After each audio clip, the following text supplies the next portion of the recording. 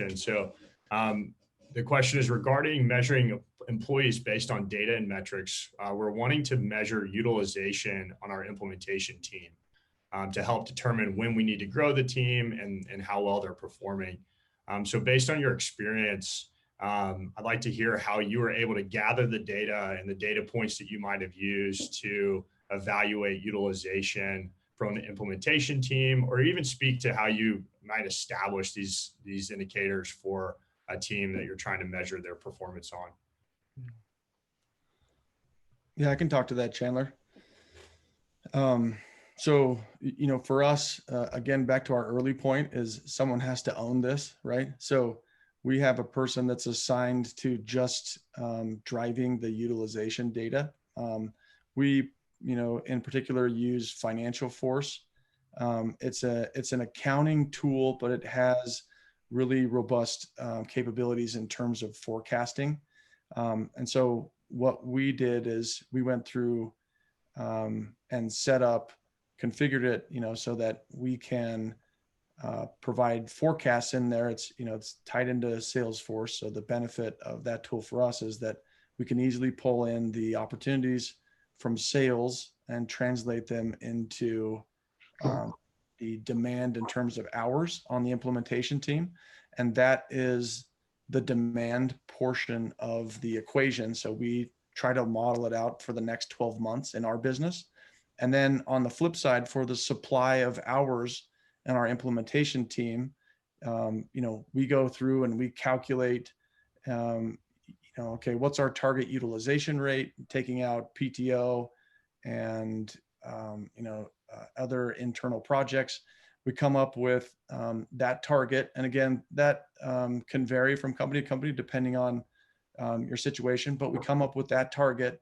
And then we apply that on a month-to-month basis. And depending on how many vacation days are in the month, each month supply of hours available fluctuates. But then we can model that out and we just have a rolling forecast of hours in the demand versus our supply from the team. And then as the actuals flow through that, we measure, where did we start on our initial budget on the hours? And then where was our latest forecast going into the month? Where did the actuals come in and how close did the actuals match the forecast? And we look forward, over the next quarter, a couple quarters, next 12 months. And we say, okay, here's our spikes in implementation demand versus supply. How many heads do we need? You can actually, calculate how many heads you need based on the hours difference between your supply and demand and where you think the target is.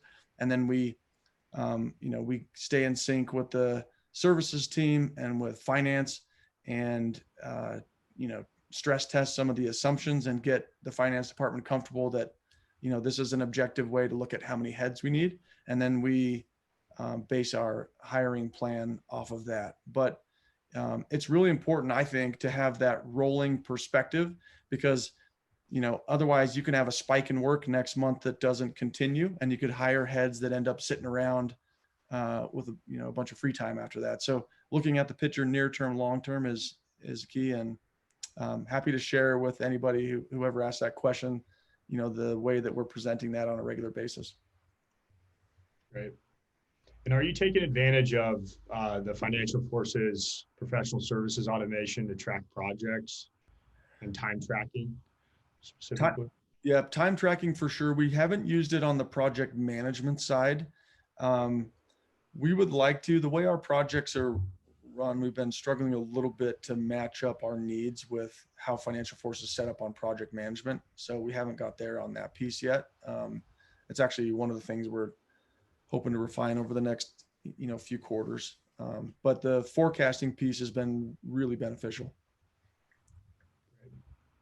Yeah, and I know that the professional services automation tools are something that in a lot of the benchmark studies that I've read about the SaaS industry, that they do help with specifically with boosting the ability to track and forecast that utilization figure. But I think that there's several tools out there in the marketplace. I spent a lot of time researching those this year and found them there's a whole breadth of tools out there that all really focus on certain areas and do a lot of things well. in specific areas, but may not offer the comprehensive package that you might need. And a lot of that has a lot to do with how you're managing your projects, whether you want that to be centralized and internalized. And it is, I did find there are several tools out there that are natively implemented with Salesforce. And so if you're on that platform and you're thinking about you're centralizing that data even more, those tools are worth exploring to really bring all of that in. Just to your point, to have more visibility into the ability to forecast and project your capacity demand. Yeah. So that's great. So yeah, and I know Dennis Morgan had asked that specific question on the tool you're using for time tracking.